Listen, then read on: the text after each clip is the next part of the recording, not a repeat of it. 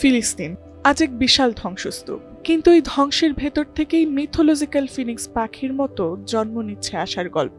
পুরাণে বলা হয় ফিনিক্স এক অমর পাখি যে বারবার নিজের ছাই থেকেই নতুন করে জন্ম নেয়।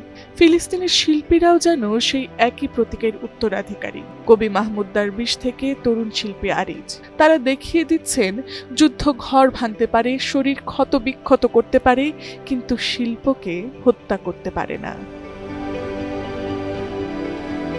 গাজার যুদ্ধবিধ্বস্ত এক কোণে নিজের ভাঙা বাড়ি, পোড়া দেয়ালের সামনে দাঁড়িয়ে আছেন আরিজ। চারদিকে ধসে পড়া ছাদ, আগুনে কালো হয়ে যাওয়া দেয়াল আর ধ্বংস হয়ে যাওয়া ঘরবাড়ি।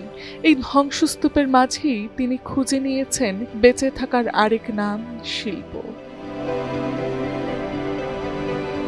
ইসরায়েলের সঙ্গে চলমান সংঘাতে একটি চোখ হারানোর পর বদলে গেছে তার জীবন, বদলে গেছে পৃথিবী দেখার ভঙ্গিও। কিন্তু থেমে যাননি তিনি।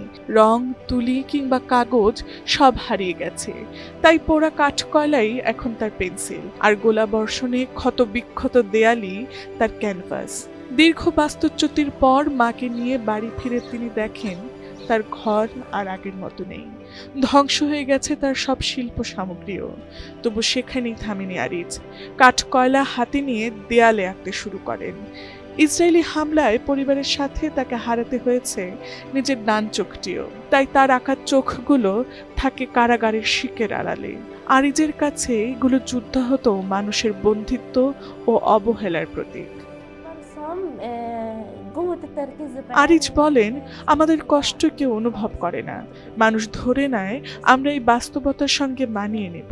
তবু ধ্বংসস্তূপের দেয়ালে কাঠকয়লার কালো আঁচড়ে আরিজ যেন পৃথিবীকে জানিয়ে দেন, যুদ্ধ শরীর ভাঙতে পারে, ঘর ধ্বংস করতে পারে, কিন্তু শিল্প আর মানুষের আত্মাকে শেষ করতে পারে না।